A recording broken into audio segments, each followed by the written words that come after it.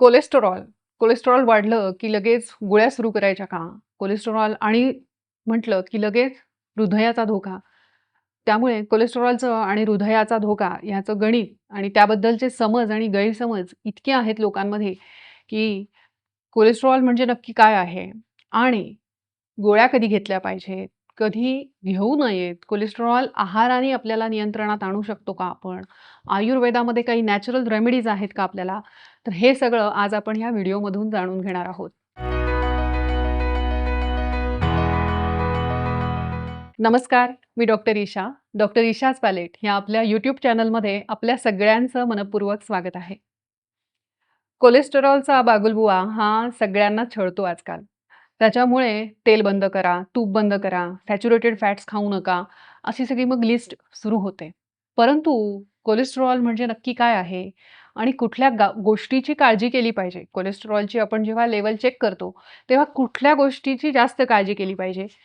तर कोलेस्टेरॉल म्हणजे काय आहे? तर एक प्रकारचं फॅट आहे, फॅट मॉलिक्यूल आहे. आता तुम्ही असं समजा, की रक्तामध्ये एखादं फॅट मॉलिक्यूल पडलं. म्हणजे थोडक्यात पाण्यामध्ये जर एखाद्या तेलाचा, तुपाचा थेंब पडला, तर काय होईल ते? तर ते पाण्यावर तरंगेल आणि आपल्याला ज्या दिशेने पाहिजे, त्या दिशेने मात्र ते वाहणार नाही. आपल्याला जसं पाहिजे तसं. ते तरंगत राहील. ते पाण्याशी मिक्स होणार नाही. तसंच रक्तामध्ये कोलेस्टेरॉल हे त्या ड्रॉपलेटसारखं आहे, असं तुम्ही समजा, की जे रक्ताशी मिसळू शकत नाही. मग जेव्हा हे फॅट मॉलिक्यूल म्हणजेच हे कोलेस्टेरॉल जेव्हा प्रोटीनशी दोस्ती करतं, तेव्हा त्याला म्हटलं जातं लिपोप्रोटीन आणि त्याचेच मग प्रकार होतात. व्ही-एल-डी-एल म्हणजे व्हेरी लो डेन्सिटी लिपोप्रोटीन ज्याची घनता खूप कमी असते, त्याला व्ही-एल-डी-एल म्हणतात. एल-डी-एल म्हणजे लो डेन्सिटी लिपोप्रोटीन आणि एच-डी-एल म्हणजे हाय डेन्सिटी लिपोप्रोटीन. हे तुम्ही जेव्हा लिपिड प्रोफाइल करतात, तुमच्या रक्ताची तपासणी करतात, तेव्हा तुम्हाला एक रिपोर्ट येतो.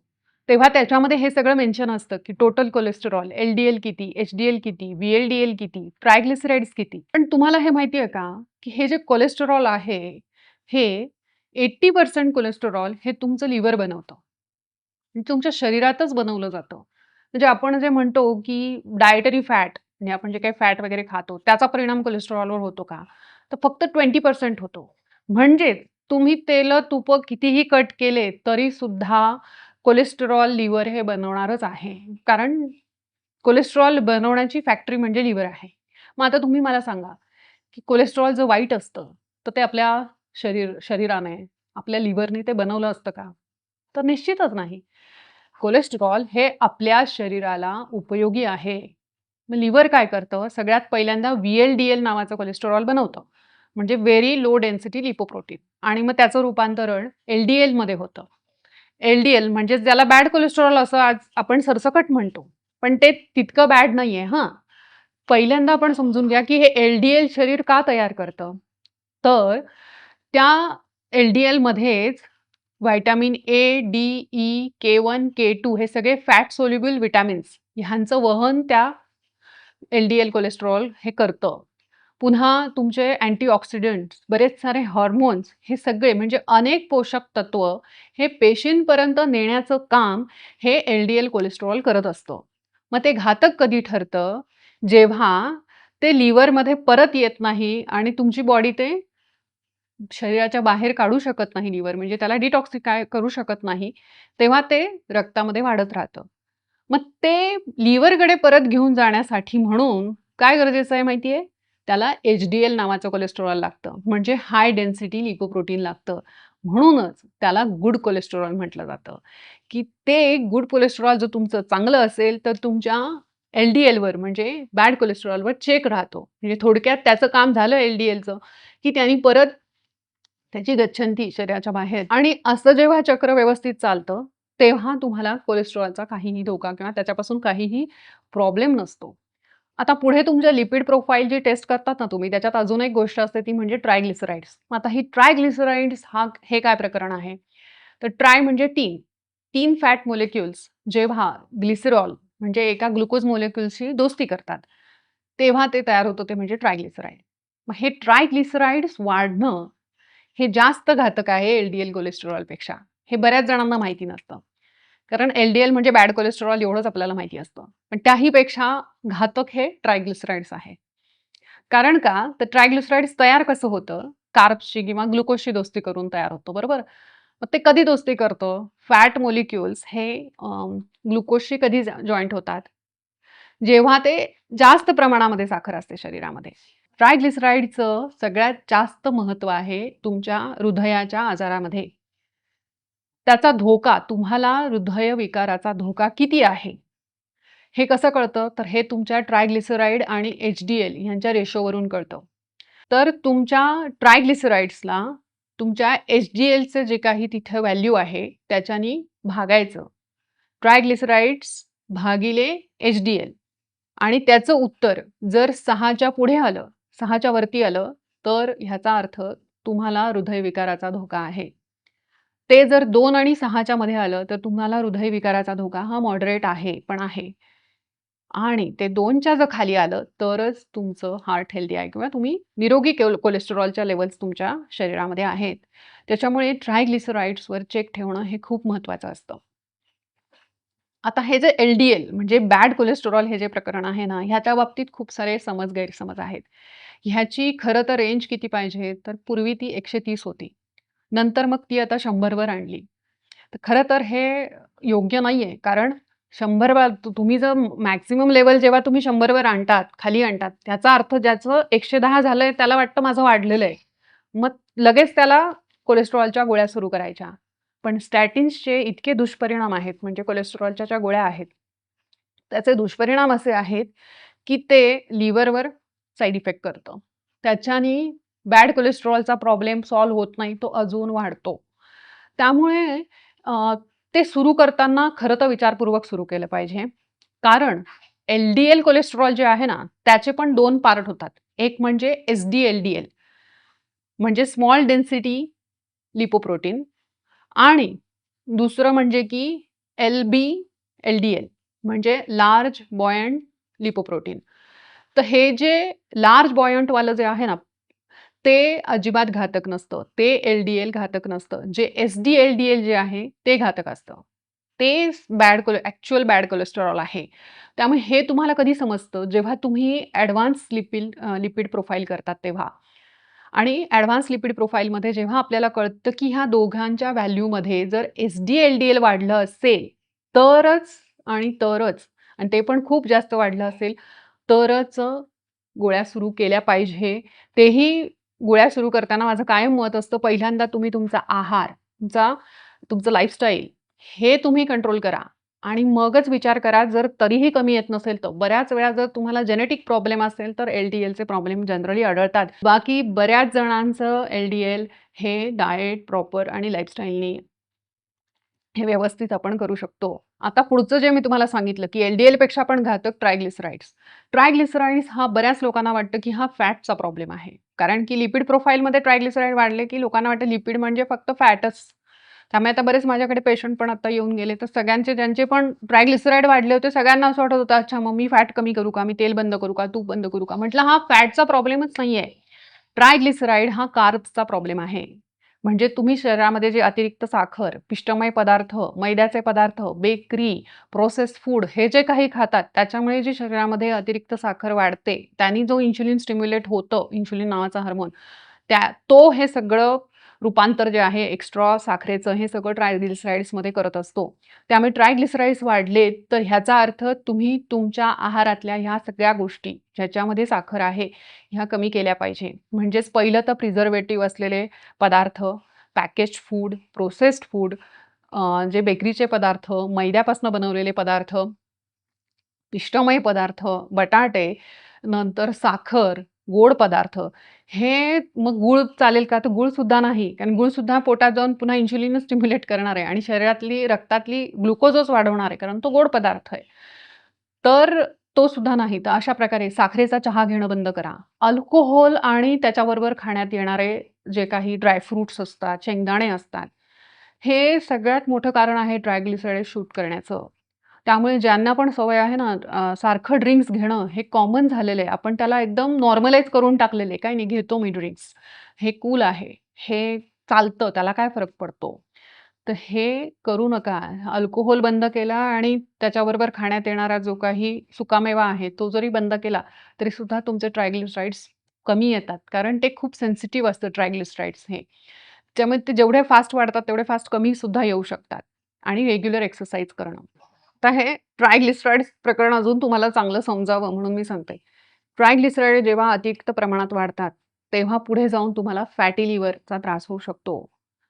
फॅटी लिव्हर हे सुद्धा बऱ्याच वेळा आजकाल नॉर्मलाईज केलं जातं, परंतु ते होणं योग्य नाही. फॅटी लिव्हर कसं तयार होतं याचं एक क्लासिक उदाहरण मी तुम्हाला सांगते. फ्रान्समध्ये आम्ही मागे एकदा गेले असताना तिथे रेस्टॉरंटमध्ये आम्ही एक डिश म्हणजे असंच मेन्यूमध्ये बघितली आणि उत्सुकता म्हणून मी विचारलं. तर ती एक फ्रेंच डेलिकसी समजली जाते बरं का. जशी आपल्याकडे पुरणपोळी ही आपली महाराष्ट्रीयन डेलिकसी आहे. तशी तिथली ती डेलिकसी आहे. त्याला ते डकचं फॅटी लिव्हर खातात त्या डेलिकेसीमध्ये. म्हणजे ते त्यापासून तयार केलेला पदार्थ. आपल्याला आता ऐकायला पण ते कसं तरी वाटतं. पण तिथलं ती एक श्रेष्ठ डिश समजली जाते. आणि मी तेव्हा त्यांना विचारलं, की "हे तुम्ही कसं करतात?" तर त्या डिशचं नाव आहे फोई ग्रास डे कॅना असं काहीतरी ते फ्रेंचमध्ये नाव आहे. सो त्यांनी सांगितलं, की हे कसं बनवलं जातं, तर त्यासाठी आम्ही डकला फॅटी लिव्हर म्हणजे त्या डकचं लिव्हर फॅटी व्हावं, यासाठी त्या बदकाला विशिष्ट आहार दिला जातो.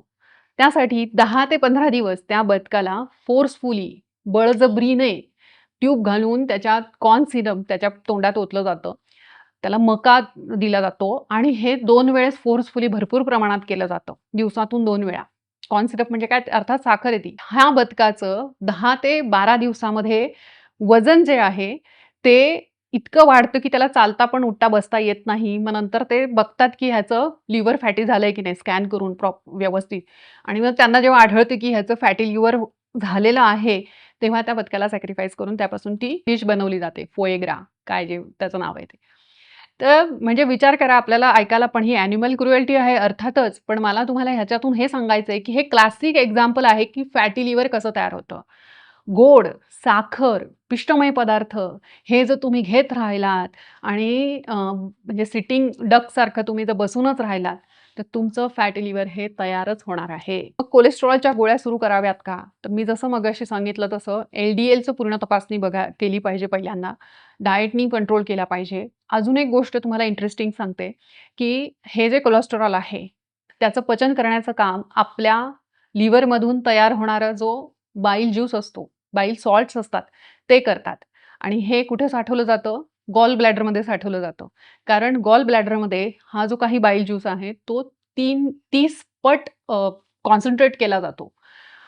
म्हणजे ते स्ट्राँग बनवलं जातं. म्हणजे गॉल ब्लॅडरचं काहीच काम नाही असं नाहीये. फक्त पित्त साठवण्याची पिशवी आहे असं नाहीये.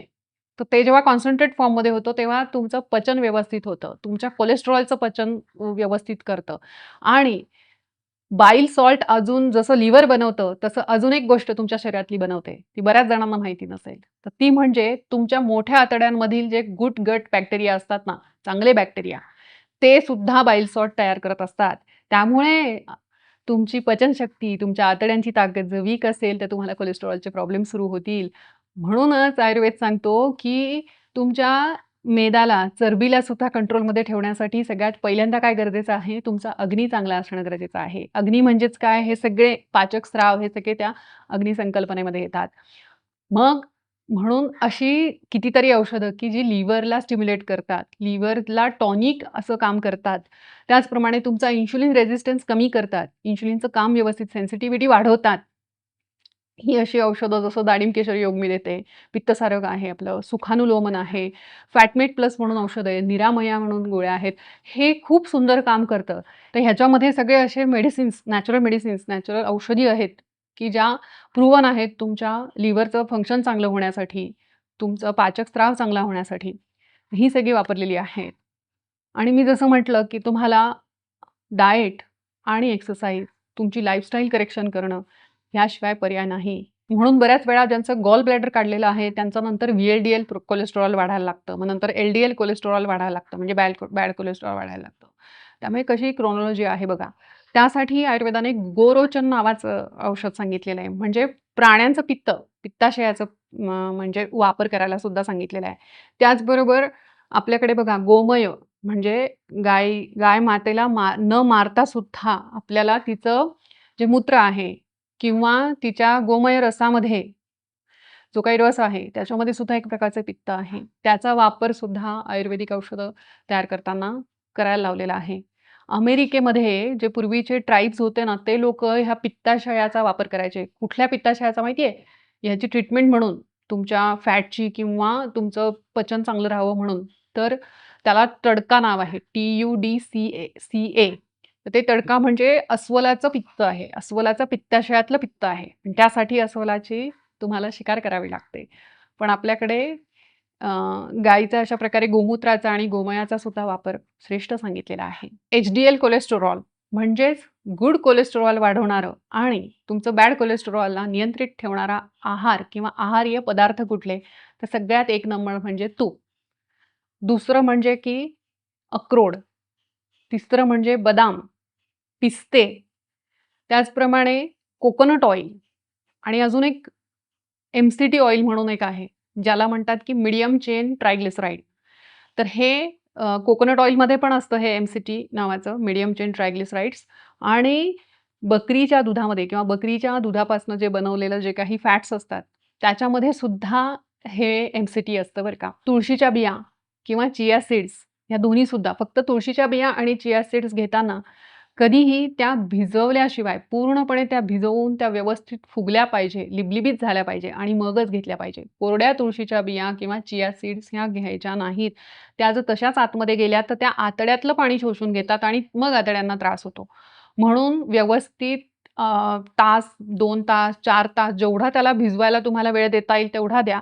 पण त्या व्यवस्थित लिबलिबीत झाल्यानंतरच तुळशीच्या बिया ह्या घेतल्या पाहिजे. 1 चमचा तुळशीच्या बियांना भिजण्यासाठी किंवा चिया सीड्सना भिजण्यासाठी जवळ-जवळ 1 मोठा ग्लास भरून पाणी लागतं. साधारण 250 ml ते 300 ml पाणी लागतं. तेवढ्या पाण्यामध्ये त्या भिजवल्या गेल्या पाहिजे. तरच त्या तुम्हाला सुपाच्य होतील. तुमच्या शरीरामध्ये जाऊन त्या व्यवस्थित पचतील. त्यानंतर पिस्ते हे सुद्धा ह्याच्यात सुद्धा गुड कोलेस्टेरॉल आहे. त्यानंतर एवोकॅडोज, तर एक्स्ट्रा व्हर्जिन ऑलिव्ह ऑइल. ते अर्थातच हे परदेशी गोष्टी मी का सांगते आहे, तर बऱ्याच वेळा आपल्याकडे मिळतात आणि तुम्ही जर परदेशात राहत असाल तरी तुम्हाला या यादीचा फायदा होईल. तसंच कॉड लिव्हर ऑइल आणि सगळ्यात लास्ट आणि एकदम गुड न्यूज असलेलं ते म्हणजे डार्क चॉकलेट पण विदाऊट शुगर. त्यामुळे जे चॉकलेट लव्हर्स आहेत त्यांच्यासाठी गुड न्यूज आहे, की डार्क चॉकलेटमध्ये सुद्धा अशा प्रकारे गुड कोलेस्टेरॉल असतं. पण त्यासाठी अर्थातच त्याच्यामध्ये शुगर अजिबात नको. त्यामुळेच हे सगळं घेताना गुड कोलेस्टेरॉलसाठी जर तुम्ही त्याच्याबरोबर मैदा, पिष्टमय पदार्थ, साखर हे जर सोडलं नाही, तर ट्रायग्लिसराईड तिप्पट वेगाने वाढतील हे लक्षात घ्या. कारण फॅट आणि कार्बोहायड्रेट हे जेव्हा एकत्र येतात, तेव्हा ते इन्शुलिनला 10 पट जास्त स्टिम्युलेट करतात आणि जास्त चरबी साठायला लागते. त्याच्यामुळे फॅट्स घेताना हे प्लेनच घेतले पाहिजे. व्हिडिओ तुम्हाला कसा वाटला मला नक्की सांगा आणि शेअर जरूर करा, जेणेकरून जास्तीत जास्त लोकांपर्यंत ही शास्त्रशुद्ध माहिती पोहोचेल. अशीच शास्त्रीय माहिती घेऊन पुन्हा भेटूयात. तोपर्यंत नमस्कार.